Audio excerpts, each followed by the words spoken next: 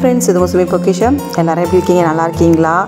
இன்றைக்கி 2 days back தான் உங்ககிட்ட ஷேர் பண்ணுறேன். நேற்று சாட்டர்டே பார்த்தீங்கன்னா ஈவினிங் நான் வந்து நான் செய்யலாம் அப்படின்னு சொல்லிட்டு இருந்தாங்க. நான் வந்து நான் செய்யலை, ஆனால் சப்பாத்தியே போட்டுடலாம் அப்படின்ட்டு. நான்னா நைட் டைமில் வந்து உங்களுக்கு வந்து செரிமானம் ஆகிறதுக்கு கொஞ்சம் கஷ்டமாகவும் இருக்கும். அது இல்லாமல் மைதா வேண்டாமே அப்படின்னு சொல்லிட்டு தான். அதில் நிறையா சாப்பிட முடியாதுங்க. நம்ம வீட்டில் செய்யும்போது வந்து நிறையா சாப்பிடணும்னு தோணும். அதனால் இன்றைக்கி வந்து சப்பாத்தி செஞ்சுட்டு அதுக்கு பன்னீர் பட்டர் மசாலா தான் ரெடி பண்ண போகிறேன். எப்படி செய்யணுன்றது ஏற்கனவே ஷேர் பண்ணியிருக்கேன். இருந்தாலும் ஒரு தடவை உங்ககிட்ட ஷேர் பண்ணிடுறேன். ரீஃபண்ட் ஆயில் சேர்த்துட்டு பட்டை, கிராம்பு, ஏலக்காய், அப்புறமா கொஞ்சமாக ஜீரகம் சேர்த்துட்டு அதோட நான் வந்து வெங்காயம் ஒரு 4 வெங்காயத்தை மிக்ஸி ஜாரில் ஒரு ஓட்டி எடுத்துக்கிட்டேன். நீங்கள் சாப்பரில் கூட போட்டுக்கங்க, ஏன்னா நமக்கு கிரேவியாக வேணும். அதனால் 4 வெங்காயம்னா 4 தக்காளி அதையும் அதே மாதிரி சாப்பரில் போட்டு எடுத்துகிட்டு, இதுக்கு பூண்டு மட்டும் கொஞ்சம் ஜாஸ்தி இருக்கணும். அப்போ தான் உங்களுக்கு அந்த ஃப்ளேவர் வந்து பூண்டு ஃப்ளேவர் ஜாஸ்தி இருக்கணும். அதனால் பூண்டு கொஞ்சம் ஜாஸ்தி சேர்த்துட்டு இஞ்சி கொஞ்சம் கம்மியாக சேர்த்து நான் மிக்ஸி ஜாரில் அரைச்சிட்டு நான் அதை எடுத்து சேர்த்துட்டு நல்லா வதக்கிடுங்க. 2 பச்சை மிளகாவும் கீரி சேர்த்துக்கிட்டேன். காரத்துக்கு தேவையான அளவு மிளகாய்த்தூள், 2 ஸ்பூன் மல்லித்தூள், 1 ஸ்பூனுக்கு கரம் மசாலா சேர்த்து நல்லா வந்து எண்ணெய் பிரிஞ்சு வர வரைக்கும் நம்ம நல்லா வதக்கிடணுங்க. அந்த பச்சை வாடையே இருக்கக்கூடாது. அதனால் நல்லா வதக்கிட்டு அதில் வந்து தண்ணி சேர்த்துட்டு கொஞ்சமாக தேவையான அளவு உப்பு சேர்த்துக்கிறேன். சேர்த்து இது நல்லா சேர்ந்து வரணும். இப்போ தண்ணியும் சேர்த்துட்டு நல்லா வந்து கொதித்து வரட்டுங்க. நல்லா வற்றி வரணும். திருப்பி நம்ம வந்து மூடி வச்சிடலாம். உங்களுக்கு வந்து காரம் ஜாஸ்தி தேவைன்னா ஜாஸ்தி சேர்த்துக்குங்க. ஆனால் எனக்கு தெரிஞ்சு பன்னீர் பட்டர் மசாலா காரம் இருக்கக்கூடாது. அந்த ஸ்வீட்னஸும் அது ஒரு க்ரீமியான டேஸ்ட்டும் தான் ரொம்ப நல்லாயிருக்கும். இப்போ நான் மூடி வச்சிடுறேன். அடுத்து வந்து முந்திரி பருப்பு தாங்க நம்ம அரைச்சிக்கணும். ஒரு கைக்கிட்ட நான் வந்து முந்திரி பருப்பு எடுத்துக்கிறேன். அதுதான் அதோடைய டேஸ்ட்டே. அதனால் பன்னீர் பட்டர் மசாலா செஞ்சிங்கன்னா பட்டரும் இந்த முந்திரியும் தான் நமக்கு வந்து முக்கியமானது. அதோடய ஃப்ளேவர் தான் ரொம்ப டேஸ்ட்டாக இருக்கும். அதனால் முந்திரியை வந்து நான் ஒரு கை அளவுக்கு எடுத்துகிட்டு அதை மிக்ஸி ஜாரில் நல்லா ஸ்மூத்தாக நான் அரைச்சி எடுத்துக்கிறேன். ஸ்மூத்தான பேஸ்ட்டாக நான் அரைச்சிட்டேன். இப்போ பார்த்தீங்கன்னா பன்னீரையும் கட் பண்ணிக்கலாங்க. அடுத்து பன்னீர் வாங்கினீங்கன்னா அதை ஸ்ட்ரெயிட்டாக நம்ம வந்து டக்குன்னு வந்து நம்மளுடைய சமையலில் சேர்க்காம அதை வந்து ஒரு பச்சை தண்ணி, ஒரு கிணத்துல தண்ணி எடுத்துகிட்டு அதில் நம்ம கட் பண்ணி சேர்த்துட்டு நல்லா அலசிட்டு நீங்கள் சேர்த்து பாருங்கள். ஏன்னா அதில் ஒரு புளிப்பு இருந்துச்சுன்னா கூட அந்த புளிப்பு டேஸ்ட்டு போயிடும். அதனால் எனக்கு தெரிஞ்சதை நான் அப்படி உங்ககிட்ட ஷேர் பண்ணுறேன். எனக்கு வந்து சொன்னதை நான் அப்படி உங்ககிட்ட ஷேர் பண்ணுறேன். அதனால் நமக்கு வந்து தேவையான அளவு சைஸுக்கு நீங்கள் கட் பண்ணி எடுத்துக்கோங்க. நான் வந்து ஸ்கியூபாக சின்னதாக கட் பண்ணிக்கிறேன். பெருசாக போட்டால் பத்தாமல் போயிடும். ஏன்னா எல்லோரும் வந்து சாப்பிட்ணும். அதனால் எங்கள் டேரனுக்குலாம் ரொம்ப விருப்பம். அதான் சொல்லியிருக்கேன், மாதத்தில் ஒரு தடவையாவது எனக்கு வந்து இந்த மாதிரி செஞ்சு கொடுங்கம்மா அப்படின்னா. நம்ம கடையில் வாங்கி சாப்பிட்றத விட நம்ம வந்து வீட்டில் செய்யும்போது ரொம்ப டேஸ்ட்டாக இருக்குங்க.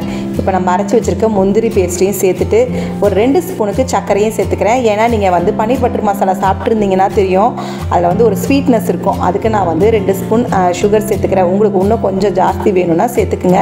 நான் எல்லாமே கரெக்டான ஒரு அளவில் வந்து எல்லாமே சேர்த்துக்கிட்டேன். இப்போ பார்த்தீங்கன்னா பன்னீரை வந்து தண்ணியில் போட்டுட்டு அலசிட்டு நான் வந்து இதில் சேர்த்துக்கிறேன். இப்படி சேர்க்கும்போது பார்த்தீங்கன்னா பன்னீர் ரொம்ப சாஃப்டாக இருக்கும். இல்லைனா ட்ரை ஆகிடும். நம்ம கட் பண்ணி வெளியே வச்சுட்டோம்னாலே ட்ரை ஆகிடும். இந்த மாதிரி தண்ணியில் போட்டுட்டு நம்ம அதை வந்து பட்டர் மசாலாவோட சேர்த்துட்டு நம்ம வந்து மிக்ஸ் பண்ணிவிட்டு ஒரு 2 கொதி வந்தால் போதும். ரொம்ப நேரம் கொதிச்சிச்சின்னா பன்னீர் வந்து உடஞ்சி போயிடுங்க. அதனால் 2 கொதி வந்தால் போதும். அதனால் நான் வந்து நல்லா மிக்ஸ் பண்ணிவிட்டு, எனக்கு வந்து ஃப்ரெஷ் க்ரீம் வந்து இல்லை, அதனால் நம்ம வீட்டில் பாலாடை எடுப்போம்ல, அதை வந்து நல்லா வந்து ஸ்பூனில் அடிச்சுட்டு நான் வந்து சேர்த்துக்கிறேன். கடைசியாக உங்களுக்கு எவ்வளோ பட்டர் தேவையோ அவ்வளோ சேர்த்துக்குங்க. நான் வந்து என்கிட்ட இருந்த பட்டரை நான் வந்து சேர்த்துக்கிறேன். ரொம்பவும் சேர்த்துக்கல, ஏன்னா அப்புறம் திகட்டும் அப்படின்ட்டு. அதனால் நான் ஒரு 3 ஸ்பூன் கிட்ட நான் வந்து பட்டர் சேர்த்துக்கிட்டேங்க. இப்போ பன்னீர் பட்டர் மசாலா ரெடி ஆகிடுச்சிங்க. நீங்கள் வந்து சப்பாத்தி நானோட வச்சு சாப்பிட்லாம். ரொம்ப நல்லா இருந்தது. ரேஷ்மா எப்படி இருந்தது? வேறு லெவலில் இருந்துச்சுங்க. கண்டிப்பாக இதே மெத்தடில் உங்கள் வீட்லேயே ட்ரை பண்ணுங்கள். ரெஸ்டாரண்ட் ஸ்டைலோட சூப்பராக இருந்துச்சு. நம்ம வீட்டில் இருக்கிற பொருளை வச்சு நம்ம சூப்பராக ரெடி பண்ணலாம். அது இது நிறைய இன்க்ரீடியன்ஸ்லாம் சொல்லுவாங்க, அப்படிலாம் சேர்க்கவே தேவையில்லை. நம்ம வீட்டில் இருக்க பொருளை வச்சு செஞ்சு பாருங்கள். என்ன முந்திரி பருப்பு மட்டும் கொஞ்சம் ஜாஸ்தி சேர்த்திங்கன்னா தான் அந்த ரிச்சான டேஸ்ட், அந்த ரிச்னஸ் உங்களுக்கு அந்த ரிச்சான டேஸ்ட் வந்து வேணும்னா கண்டிப்பாக நம்ம வந்து பட்டரும் முந்திரியும் வந்து கண்டிப்பாக சேர்க்கணும். இப்போ பாருங்கள், சூப்பராக ரெடி ஆகிடுச்சு. டேரன் டியூஷன் விட்டு வந்தானோ இல்லையோ உள்ளே நுழையும் போதே அம்மா சூப்பர்மா அப்படின்னு சொல்லிட்டே வந்தான். அதனால் அவனுக்கு வந்து நைட்டு வச்சு கொடுத்துட்டு நாங்கள் எல்லோரும் நைட்டு வந்து ரொம்ப விருப்பமாக சாப்பிட்டோங்க. இன்றைக்கி காலையில் பார்த்தீங்கன்னா சர்ச்சுக்கு போயிட்டு வந்துட்டு நான் என்ன ரெடி பண்ணிகிட்டு இருக்கேன்னா, பூரி சாப்பிட்ணுன்னு எனக்கு ஆசைங்க. நான் அப்படி ஆசையே பட மாட்டேன். எது ஈஸியோ அதை செஞ்சுட்டு போயிடணும்னு நினைப்பேன். இன்றைக்கி என்னமோ பூரி சாப்பிட்ணுன்னு ஆசையாக இருந்துச்சு. அதனால் பூரி தான் செஞ்சேன். டேரனும் ரேஷ்மாவும், என்னம்மா இன்றைக்கா பூரியா செய்கிறீங்க அப்படின்னா, ஆமாம் நீங்கள் செய்ய மாட்டிங்களே, நேற்று தான் இதை செஞ்சு கொடுத்தீங்களே, இன்றைக்கி செய்கிறீங்களே அப்படின்னு சொன்னாங்க. ஆமாங்க, காலையில் நாங்கள் ஏதோ தோசை ஏதாவது ஊற்றிட்டு விட்டுருவாங்கன்னு நினச்சா சரி பூரி செஞ்சுட்டாங்க. பட் சூப்பராக இருந்துச்சு. அந்த பூரி மசாலா செய்யும்போது ரேஷ்மா என்ன சொன்னான்னா, நீங்கள் எப்பயும் செய்கிற பூரி மசாலா மாதிரி செய்யாமல் நீங்கள் வந்து தேங்காய் அரைச்சி விட்டு செய்வீங்களா, அது செய்யுங்கம்மா அப்படின்னா. ஆமாம், எனக்கு இந்த அதிகமாக வெங்காய தக்காளி இருக்கிறத விட அந்த மிளகும் தேங்காவும் அரைச்சி ஊற்றி செய்வாங்க, எனக்கு அதுதான் ரொம்ப பிடிக்கும். எப்பயும் நீங்கள் பூரி மசாலா செஞ்சு சாப்பிட்ருப்பீங்க, இந்த மாதிரி ஒரு தடவை ட்ரை பண்ணி பாருங்கள். நம்ம எப்பயும் எப்படி செய்வோம், பூரி மசாலாவுக்கு கடுகு, உளுத்தம்பருப்பு, பச்சை மிளகாலாம் வதக்குவோம். அப்படி செய்யாமல் பட்டை, கிராம்பு, சோம்பு சேர்த்துட்டு வெங்காயம், தக்காளி 4 வெங்காயம்னா ஒரு 3 தக்காளி சேர்த்துக்குங்க. அதை நல்லா வதக்கிட்டு பச்சை மிளகா சேர்த்துக்குங்க. மிளகாய் தூள் வேணும்னா சேர்த்துக்குங்க. எனக்கு வந்து பச்சை மிளகாய் காரமே கரெக்டாக இருந்துச்சு, அதனால் நான் கொஞ்சமாக மல்லித்தூள் சேர்த்துட்டு தேங்காவும் மிளகும் வந்து சேர்த்து அரைச்சிட்டு நான் இதில் சேர்த்துட்டேங்க. இஞ்சி பூண்டு பேஸ்ட்டும் சேர்த்து வதக்கிக்கணும் வெங்காயத்தோட. கடைசியாக நீங்கள் சேர்க்கும்போது தேங்காவை வந்து மிளகு ஜீரகம் நீங்கள் அரைச்சி மிளகு மட்டும் சேர்த்துக்குங்க, ஜீரகம் சேர்க்க வேண்டாம். தேங்காவோட மிளகு சேர்த்துட்டு நீங்கள் அரைச்சிட்டு நீங்கள் வந்து மசாலாவோட நல்லா மிக்ஸ் பண்ணி எடுத்துகிட்டு நீங்கள் பூரி வச்சு சாப்பிட்டு பாருங்கள். இன்றைக்கி எங்கள் வீட்டில் பூரி மசாலா நான் செஞ்ச அளவு எப்பயுமே மீந்து போயிடும், இன்றைக்கி மீறவே இல்லை. ஏன்னா இந்த மாதிரி செஞ்சால் ரேஷ்மாக்கும் சரி எல்லாருக்குமே பிடிக்கும் எங்கள் வீட்டில். ஆமாம், இப்போ பார்த்தீங்கன்னா சின்ன பசங்களாம் அதுலேருந்து தனியாக வெங்காயம் தக்காளியை மட்டும் ஒதுக்கி வச்சுருக்காங்க. நான் இன்னமும் அதே தான் பண்ணிகிட்ருக்கேன். அதனால் இது மாதிரி செஞ்சுருந்தா வேகமாக சாப்பிட்றேன். ஏன்னா இது ரொம்ப கிரேவி சப்ஸ்டன்ஸில் தானே இருக்கும் நமக்கு. ஏன்னா அது உங்களுக்கு வந்து வெங்காயம் தெரியவே தெரியாது. ஏன்னா நம்ம நல்லா வந்து மசிச்சிருவோம் பூரி மசாலாவுக்கு. அந்த மசாலாவை அப்படி செஞ்சுட்டு நான் வந்து பூரி தான் வந்து ரெடி பண்ணி கொடுத்தேன். இன்றைக்கி கோதுமை மாவு நிறையா சேர்த்துக்கிட்டேன், கொஞ்சம் தான் மைதா மாவு சேர்த்துக்கிட்டேன். அப்புறம் ரவை சேர்த்துட்டு நான் வந்து மாவு நல்லா வந்து திக்காக பிசைஞ்சிட்டு நம்ம போடும்போது பூரி வந்து நல்லா புஷ்ஷுன்னு வரும், எண்ணெயும் இழுக்காது. இன்றைக்கி வந்து காலையில் பூரி மசாலாவும் உருளைக்கிழங்கு மசாலா தாங்க. உருளைக்கிழங்கு மசாலாவில் இந்த மாதிரி தேங்காய் அரைச்சி விட்டு நீங்கள் ட்ரை பண்ணி பாருங்கள், ரொம்ப நல்லாயிருக்கும். எப்பயும் சாப்பிட்றத விட ஜாஸ்தி சாப்பிடுவாங்க. இன்றைக்கி அப்படி தான் எங்கள் வீட்டில் பூரிக்கு வந்து இந்த மசாலா வந்து செஞ்சு கொடுத்தேன்னு ரொம்ப இஷ்டமாக சாப்பிட்டாங்க. பாருங்கள், அதில் வந்து தேங்காய் அரைச்சி விட்ருக்கனால வேறு மாதிரி இருக்கும் பார்க்குறதுக்கு. அந்த மிளகோட ஃப்ளேவர் ரொம்ப நல்லாயிருக்குங்க, சாப்பிட்றதுக்கு திகட்டாகாது பூரி சாப்பிடும்போது. அடுத்து பார்த்தீங்கன்னா மத்தியானம் சாப்பாட்டுக்கு என்ன செய்யலாம் அப்படின்னு பேசிகிட்டு இருந்தாங்க. நான் சொன்னேன், ஐயோ எனக்கு சமைக்கிறதே வந்து பெரிய ஒரு பிரச்சனையாக தெரியுது, என்ன சமைக்கிறதே தெரியலங்க. சும்மா எப்போ பார்த்தாலும் பிரியாணியாக ஞாயிற்றுக்கிழமானாலே பிரியாணி செய்யுங்கன்றாங்க, இல்லைனா வெஜிடபிள் ரைஸ் செய்யுங்க. நாங்கள் என்ன செய்யறதுன்னு தெரியாமல் ரொம்ப நேரமாக முழிச்சிட்டு இருந்தோம். மஷ்ரூம், பேபிகார்ன், ஸ்வீட் கார்ன் எல்லாமே இருக்குங்க. ப்ராக்கலியும் வாங்கிட்டு வந்திருந்தாங்க. ப்ராக்கலி ஒரு நாள் செஞ்சு சாப்பிட்டுக்கலான்னு விட்டாச்சு. ஆனால் இந்த மஷ்ரூம் இதெல்லாம் சாப்பிட்டு எனக்கு அழுத்து போச்சு. அதனால் இன்றைக்கி புது வகையான பிரியாணி செய்யுங்கன்னு சொல்லிட்டு சரி மீல் மேக்கர் பிரியாணி செஞ்சுருங்க அப்படின்னு சொல்லிட்டு மீல் மேக்கர் பிரியாணி தாங்க இன்றைக்கி. என்ன செய்யுதுன்னு நானும் வந்து யோசிச்சுட்டு தான் இருந்தேன்.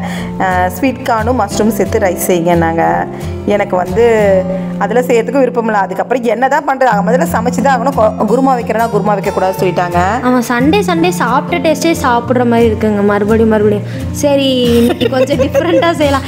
ஏன்னா ஒரு சண்டே வந்து காரமாக செஞ்சால் அடுத்த சண்டே வந்து காரம் இல்லாமல் செய்வாங்க.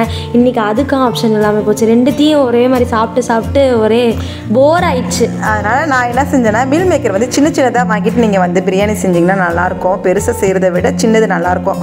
என்கிட்ட இருந்தது இதுதான், அதை நான் வந்து போட்டுட்டு இன்றைக்கி வந்து மீல் மேக்கர் பிரியாணி தான் ரெடி பண்ணியிருக்கேன். நம்ம தண்ணியில் நல்லா அலசிடணுங்க, சுட தண்ணியில் போட்டு எடுத்துகிட்டு நல்லா அலசிட்டு நீங்கள் செஞ்சு பாருங்கள், ரொம்ப சூப்பராக இருக்கும். எப்பயும் பாஸ்மதி ரைஸில் செய்வேன், இன்றைக்கி ஜீரக சம்பா ரைஸில் செஞ்சேன்.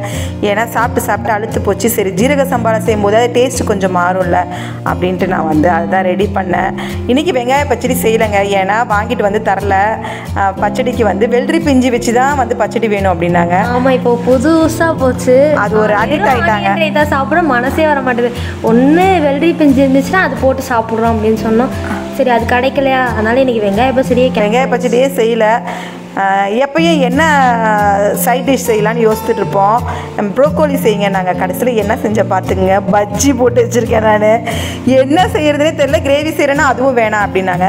சரி பஜ்ஜி மிக்ஸ் ஆச்சியில் இருக்குல்லங்க, அதில் வந்து மஷ்ரூமை போட்டுட்டு பஜ்ஜி மாதிரி போட்டுட்டு சாப்பிட்லான்னு. இதாங்க சமைக்கிறதுல என்னன்னு தெரியலன்னா என்ன வேணாலும் செஞ்சு சாப்பிட்லாம், முதல்ல நம்ம சாப்பிட்ற மாதிரி இருக்கணும் அப்படி தானே. அதனால் கடலையும் ஈவினிங்காக கடலையும் கழுவி வச்சுட்டு அடுத்து சமையல் ரெடி பண்ணிகிட்டு இருக்கேன். வெள்ளை சாதம் வந்து தயிர் சாதம் சாப்பிடணும், வெள்ளை சாதம் வச்சுட்டு தயிரும் வந்து உரக்கூத்தி வச்சுருக்கேன். அடுத்து பஜ்ஜிக்கு மிக்ஸ் பண்ணுற மாதிரி இஞ்சி பூண்டு பேஸ்ட்டும் கொஞ்சம் மிளகாய் தூள் மட்டும் நான் சேர்த்துட்டு கொஞ்சமாக உப்பு சேர்த்துக்கிட்டேன் அந்த பஜ்ஜி மிக்ஸில். ஏன்னா உப்பு கொஞ்சம் கம்மியாக இருக்கும் எப்பயுமே, அதனால் கொஞ்சம் உப்பு சேர்த்துட்டு காரத்துக்கு கொஞ்சம் மிளகாய் தூள் இஞ்சி பூண்டு பேஸ்ட் மட்டும் தான் சேர்த்துருக்கேன், வேறு எதுவுமே சேர்க்கலை. இதை போட்டு கொடுத்தனே இல்லையோ சூப்பர் சூப்பர். நாங்கள் எனக்கெல்லாம் இறங்கவே இல்லை. அப்படி ஒன்றும் எனக்கு இந்த பஜ்ஜி மாதிரி போட்டுட்டு சாப்பிட்றதுல எனக்கு விருப்பம் இல்லை. இவங்களுக்கு தான் ரொம்ப இஷ்டமாக சாப்பிட்டாங்க. எனக்கும் டேரனுக்கு ரொம்ப பிடிச்சிருந்துச்சி. நல்லா டேஸ்ட்டாக இருந்துச்சுங்க. இந்த மாதிரி எங்களுக்கு இதெல்லாம் பிடிக்கும், அவங்களுக்கு பிடிக்காது. ஆனால் சூப்பராக இருந்துச்சு. பார்த்தீங்கன்னா நான் வந்து குழம்பு தான் வைக்கணுன்ட்டு இருந்தேங்க. பாருங்கள் இவங்க 2 பேருக்கும் வந்து பிடிச்சது எப்படியோ அப்படி தான் செஞ்சு கொடுத்துட்ருக்கேன். ஆமாம், இப்போ வேறு வாரம் சாம்பார், ரசம், புளிக்குழம்பு, குருமா இதை சாப்பிட்டே அழுத்து போச்சு. அட்லீஸ்ட் சண்டே பார்த்து இப்படி டிஃப்ரெண்ட்டாக சாப்பிட்டா தான் நல்லா. கடைசியில் சண்டே பார்த்தீங்கன்னா மீல் மேக்கர் பிரியாணிக்கு பஜ்ஜி செஞ்சவங்க நாங்களாக தான் இருப்போம். நல்லா தான் பஜ்ஜி மிக்ஸ் போட்டால் பஜ்ஜி தானேங்க. இப்படி தாங்க சாட்டர்டே நைட்லேருந்து சண்டே இன்றைக்கி மத்தியானம் வரைக்கும் நான் என்ன ரெடி பண்ணேன்றதை அப்படியே உங்ககிட்ட ஷேர் பண்ணியிருக்கேன். சரி என்ன சமைக்கலாம்னு யோசிக்கிறவங்களுக்கு ஒரு ஐடியாவாக இருக்கும். இதோட இந்த வீடியோ முடியுது. இந்த வீடியோ உங்களுக்கு பிடிச்சிருந்தா லைக் பண்ணுங்கள், உங்கள் ஃப்ரெண்ட்ஸோட ஷேர் பண்ணுங்கள். அடுத்த ஒரு vlogல நம்ம சந்திக்கலாம். தேங்க்யூ.